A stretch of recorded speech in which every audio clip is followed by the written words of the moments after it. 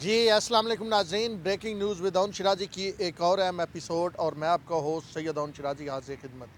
سب سے پہلے تو تمام دیکھنے اور سننے والوں کو ولادت امام حضرت علی علیہ السلام کی بہت بہت مبارک ہو۔ آج 13 رجب ہے اور ولادت کا دن ہے، تو اس مناسبت سے میں نے یہ سمجھا کہ ویلاگ شروع کرنے سے پہلے تمام اہل اسلام کو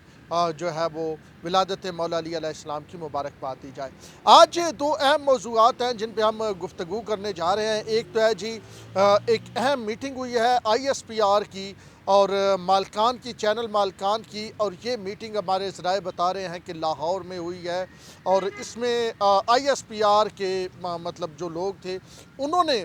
چینل مالکان کو جو قومی سطح پہ جو ہے بھارت کا جس طرح کا پراپیگنڈا ہے اس کے حوالے سے اسی انداز میں جو ہے وہ جواب دینے کا کہا، اور کہا کہ اس انداز میں جواب نہیں دیا جاتا، اور ساتھ میں ہمارے ذرائع یہ بتا رہے ہیں کہ کوئی سیاسی طور پہ بات نہیں ہوئی، یعنی وہ جو مثبت رپورٹنگ والا سین تھا وہ آف ہو گیا ہے۔ تو یہ وہ ڈاٹس مل رہے ہیں جو ڈاٹس یہ کہتے تھے کہ جی DGISPR نے ایک پریس کانفرنس ریسنٹ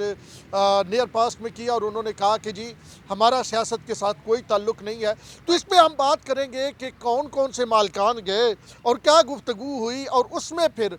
کیا کچھ کہا گیا اور کس طرح کہا گیا، یہ ذرا ہم آپ کو پوری تفصیل بتائیں گے ISPR کی میٹنگ کی مالکان کے ساتھ۔ دوسرا اہم ایشو جو ہے وہ الیکشن کمیشن آف پاکستان کی جانب سے آپ کو معلوم ہے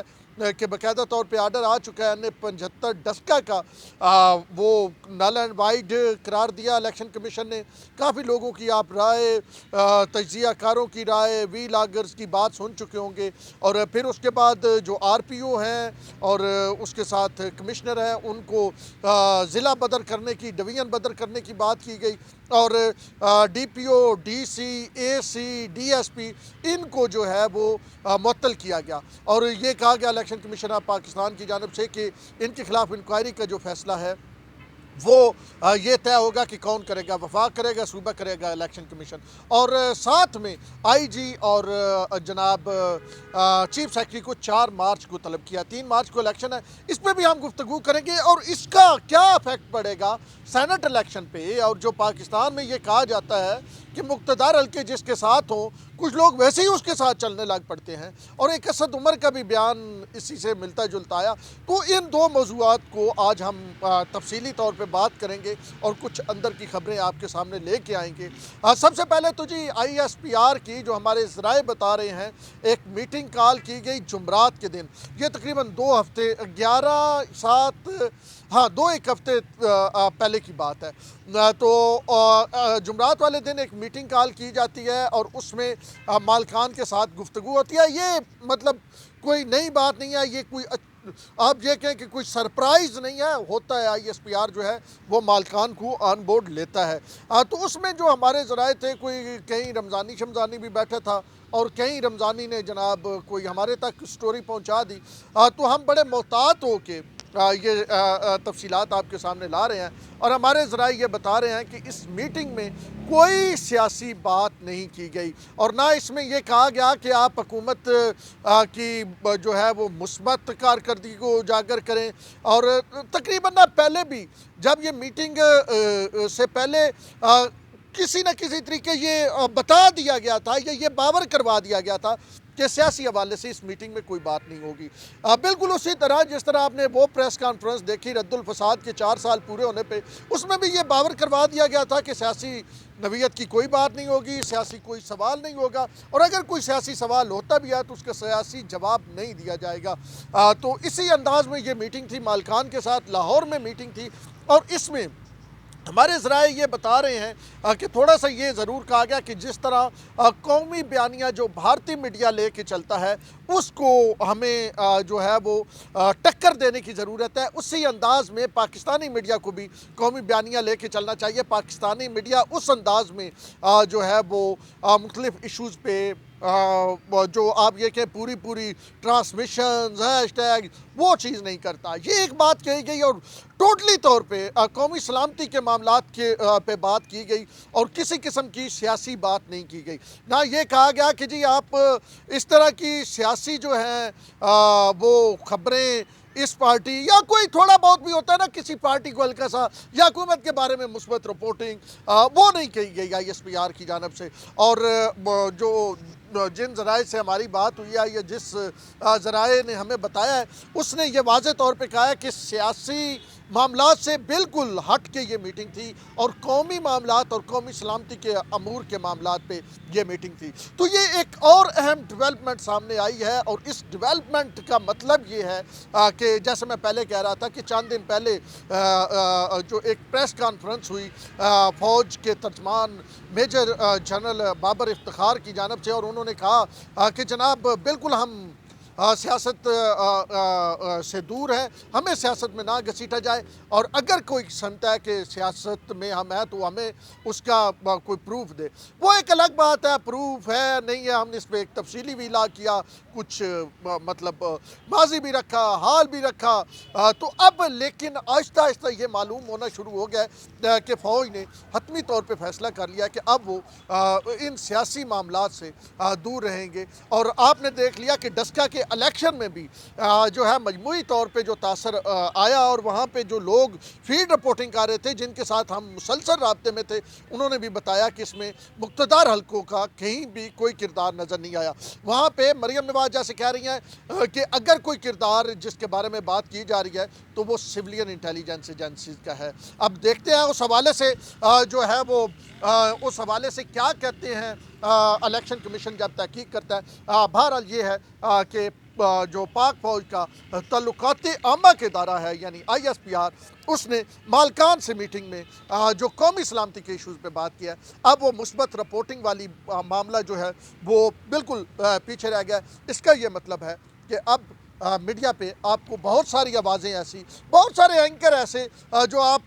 को इमरान खान साहब की गर्दान सुनाते हुए और उनकी तस्वीर पढ़ते हुए नज़र आते थे, अब वो एंकर्स आपको शिफ्ट होते नज़र आएंगे क्योंकि उनको भी पता चल गया कि ये मतलब मुक़्तदार हल्कों की इस तरह की कोई अप्रोच है, तो उन्होंने जनाब खुद ही अपनी अप्रोच ठीक है। यहाँ पे ऑटो करेक्ट हो जाता है, यहाँ पे करने की ज़रूरत नहीं पड़ती, यहाँ पे ऑटो करेक्ट हो जाता है। खुद ही लोग जब पता चलता है कि ये इस्टेब्लिशमेंट के करीब है, लोग उसके करीब होना शुरू हो जाते हैं। पता चलता है ये दूर है, लोग दूर होना शुरू हो जाते हैं। अगर मियाँ नवाज शरीफ के करीब हुए थे तो इसी वजह से कि वो जनाब इस्टेब्लिशमेंट के करीब होते हैं। तो इस वक्त ये सूरत हाल है जनाब अंदरूनी तौर पर, और इसके साथ साथ अब ये मामला तो इसमें मज़ीद डेवलपमेंट क्या होगी हम आपके सामने वो भी लाएंगे। अब दूसरे मामले की तरफ आते हैं, वो है जी सेनेट का इलेक्शन। जैसे सुप्रीम को जो इलेक्शन कमीशन ऑफ पाकिस्तान ने जो फैसला दिया, ये अपनी नवीयत का एक अलग ही फैसला था। पहले इस तरह इलेक्शन कमीशन ने अपने मसल्स नहीं दिखाए, इस तरह ताकत नहीं दिखाई, और वहाँ तो ये कहा गया था ना कि जी कोई फ़ोन ही नहीं अटेंड कर रहा था चीफ इलेक्शन कमिश्नर का। तो जब पहली प्रेस रिलीज़ आई तो लोगों के लिए हैरत की बात थी कि रात 3 बजे चीफ इलेक्शन कमिश्नर ऑफिस की तरफ से ये प्रेस रिलीज़ आती है। और फिर उसके बाद ये कहा जा रहा था, हमारी भी जिन लोगों से बात हो रही थी, जब कल समात हो रही थी तो वहाँ पे सफ़ेद कपड़ों वाले भी काफ़ी लोग थे, उनसे जब हमारी बात हो रही थी, समझ रहे होंगे सफ़ेद कपड़ों से मुराद मेरी क्या है, उनसे जब हमारी बात हो रही थी तो वो भी कह रहे थे जी धांधली शांधली कोई नहीं हुई, आप छोड़ें जी, ये है वो है, और क्या जी। और फिर जो दूसरे एक और तबका था वो ये कह रहे थे कि ज़्यादा से ज़्यादा क्या होगा, 20 पोलिंग स्टेशनों पे दोबारा पोलिंग हो जाएगी। लेकिन जनाब आली जो फैसला आया उसने एक बार सबको हैरान किया, और अब इस फैसले के आफ्टर शॉक्स भी आने शुरू हो जाएंगे। अब 4 मार्च को बुलाया गया है IG को, और दूसरा डिप्टी जो चीफ सेक्रेटरी हैं पंजाब के ख्वाजा जो हैं रफ़ीक, उनको बुलाया गया है। वो क्या कहते हैं, जवाद रफ़ीक सॉरी, उनको बुलाया गया है, और इनाम गनी साहब को बुलाया गया है जो IG हैं। उनसे सवाल होंगे और बड़े वो क्या कहते हैं दबड़धूस किस्म के सवालात होंगे, और वो दबड़धूस सवालात में उनसे पूछा जाएगा कि आपने इलेक्शन कमीशन को क्यों मतलब बिल्कुल इजी ले लिया, इतना इजी ना ले, तो क्यों नहीं काले अटेंड हुई, क्यों नहीं राब्ते में रहे, ये वो तमाम चीज़ें हैं जो उनसे पूछा जाएगा। बाकी निचले लेवल पे तो मतलब चहल पहल हो गई। अब मतलब जैसे मैं पहले बता रहा था, DC से लेके और कमिश्नर तक और DSP AC और DPO RPO तक मामला सीधे हो गए। अब اگلے الیکشن میں اگر یہ مثال بنتی ہے تو کم از کم سرکاری کوئی بھی ملازم 10 بار سوچے گا کہ بھائی آیا مجھے دھاندلی کے حصہ بننا چاہیے یا نہیں بننا چاہیے، کیونکہ اسے پتہ ہوگا کہ الیکشن کمیشن آف پاکستان نے اسے ٹانگ دینا ہے مراد اسے نشان عبرت بنا دینا ہے، اس کی نوکری جانی ہے۔ یہ بھی جو لوگ ہیں ڈی سی صاحب، ڈی پی او صاحب، ڈی ایس پی صاحب، 2 ڈی ایس پی ہیں، اے سی صاحب، ان کے بارے میں الیکشن کمیشن نے یہ کہا ہے آئندہ ان کو کسی بھی الیکشن ڈیوٹی میں ان کو ڈیوٹی نہ دی جائے کسی بھی الیکشن میں۔ تو یہ ایک بڑا خوشائند بڑے مسل دکھائے ہیں، کوئی بھی امید نہیں کر رہا تھا۔ بیوروکریٹ ہیں جو ہے اس وقت چیف الیکشن کمشنر، یہاں پہ تو سپریم کورٹ کے ججز رہے، سردار رضا خان اس سے پہلے تھے۔ ہم نے نہیں دیکھا، میں سپریم کورٹ الیکشن کمیشن کور کرتا ہوں، میں نے نہیں دیکھا کہ کسی نے اتنے مسلز دکھائے ہوں جو ابھی راجہ صاحب نے دکھائے ہیں، اور یہ اپنی نوعیت کی ایک منفرد بات ہے کہ اور یہ کچھ لوگ اس میں یہ کہہ رہے ہیں نون لیگ نے 20 حلقوں کو کہا تھا، اور میں یہ کہوں گا کہ یہ دراصل چیف الیکشن کمشنر کا سو موٹو تھا۔ انہوں نے نہ نون لیگ کی بات ذہن میں رکھی نہ پی ٹی آئی کی، انہوں نے وہ چیزیں جو انہوں نے اس رات کو کالیں کی، ان کی کالیں کسی نے اٹینڈ نہیں کی، ایون ڈی سی نے ان کی کال نہیں کی، رابطہ کرنے کی کوشش کی، ان اویلیبل ہو گئے۔ اب وہ تو وہ پوچھیں گے نا جب 4 کو آئیں گے آئی جی صاحب اور جو چیف سیکرٹری صاحب، ان سے پوچھیں گے کہ بھائی بتائیں کیوں نہیں کالیں اٹینڈ ہوئی۔ بہرحال ایک اگر آپ یہ کہنا کہ یہ اس وقت اسلام آباد میں بڑے شدید بادل ہیں، اور میں دن کے وقت ویلاگ کر رہا ہوں، اور ان شدید بادلوں کی وجہ سے روشنی آپ کو ایسے لگ رہا ہے جیسے شام کا منظر ہے۔ تو ان شدید بادلوں میں جو ہلکی ہلکی آپ کو روشنی نظر آ رہی ہے نا، یہ شاید چیف الیکشن کمشنر اس طرح نظر آ رہے ہیں الیکشن کے معاملات میں۔ اب عمران خان صاحب کے لیے بڑی ٹینشن ہے۔ عمران خان صاحب کہتے تھے کہ جی وہ ووٹ چور تھے، وہ جی ووٹ لے اٹھتے تھے، وہ جی دھاندلی کرتے تھے، وہ جی امپائر کو ساتھ ملا کے کھیلتے تھے۔ تو اب تو وہ سارے الزامات عمران خان صاحب پہ آ رہے، یعنی بکسی چوری ہوئے، ووٹ چوری ہوئے، امپائر وہ جو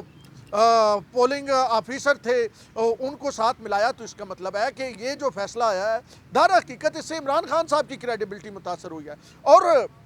راجہ صاحب کے بارے میں جیسے رؤف کلاسر صاحب بھی اپنے ویلاگ میں کہہ رہے تھے، انہوں نے بھی واضح طور پہ کہا، میری بھی جن لوگوں سے بات ہوئی، اور کہا چیف الیکشن کمشنر بڑے سیدھے اس معاملے میں ہیں۔ وہ کہتے ہیں میں ریزائن دے دوں گا لیکن نہیں بھائی، کروں گا میرٹ پہ کام، کسی کی بات ان کو سفارشی ہوئی ہیں۔ یہ جب معاملہ جب الیکشن کمیشن نے وہ جاری کی نا پریس ریلیز، اس کے بعد پھر رابطے ہونے شروع ہو گئے، اٹارنی جنرل تک معاملات گئے، لیکن انہوں نے کسی کی سفارش مانی نہیں، اور بڑا تگڑا قسم کا فیصلہ دیا۔ اب بھی معافیاں تلافیوں کا معاملات چاہ رہے ہیں لیکن معافی تلافی ہوگی نہیں، کیونکہ انہوں نے کہا یا کام کرنا ہے یا میں نے ریزائن دینا ہے۔ تو کام وہ کر رہے ہیں، اور کام وہ بڑا دبا کے کریں گے، اور آنے والے دنوں میں کچھ اہم فیصلے بھی ہیں، سیکورٹی کمیٹیاں بھی کام کر رہی ہیں۔ بہرحال عمران خان اور عثمان بزدار کے لیے یہ بڑا مشکل وقت ہے، اور خاص کر کے انہوں نے جب یہ کہا کہ مطلب ناکام ہوگی ایڈمنسٹریشن وہاں پہ وہ فری اینڈ فیئر پولنگ کروانے میں، اور لوگوں کو بنیادی حق فنڈامنٹل رائٹ ان کا ووٹ کا دینے میں، تو وہ سیدھا ان کی عثمان بزدار اینڈ کمپنی پہ بات تھی کہ آپ ناکام ہوئے ہیں۔ اب عثمان بزدار کتنے ناکام ہوئے ہیں اور مرکزی حکومت کتنا ناکام ہوئی ہے، یہ سوال وہ ہے جو اس وقت ہر زبان پہ ہے۔ لیکن damage has been done to P T I, اور بڑا دبا کے ڈیمیج ہو چکا۔ فردوس حاجیگمان رات کو یہ ایک ٹی وی سکرین پہ یہ مان چکی کہ جناب میں بھی سارا دن ڈسکا میں رہی۔ تو اب آہستہ آہستہ